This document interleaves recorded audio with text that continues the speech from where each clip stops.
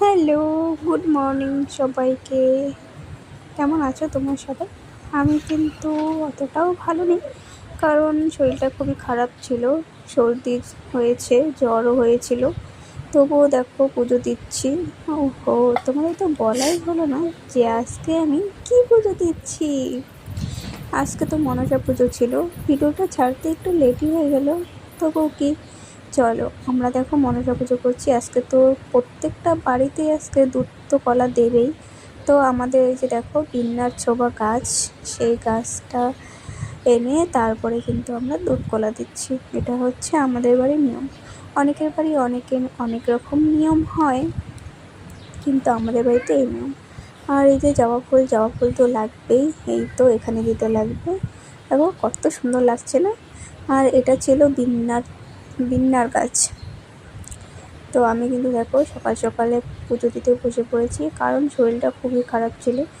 বেশিক্ষণ না খেয়ে থাকলে হয়তো আরও খারাপ হয়ে পড়বে, তার জন্য আমি তাড়াতাড়ি করে পুজো দিয়ে নিচ্ছি।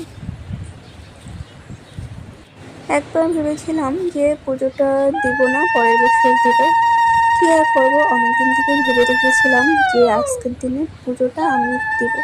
তার জন্য আর দেরি না করে সকাল সকালেই পুজোটা সেরে নিচ্ছি। তো চলো, ঘরে কিন্তু পুজো দেওয়া হয়ে গেছে আমাদের। আর এখানে কিন্তু দুধ কলা দিচ্ছি।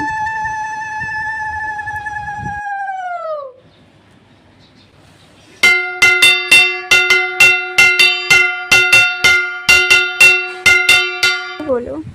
আর দেখো ওখানে কিন্তু দুধ কলা দেওয়া হয়ে গেছে, আমার পুজো দেওয়া হয়ে গেছে মা মনসাকে।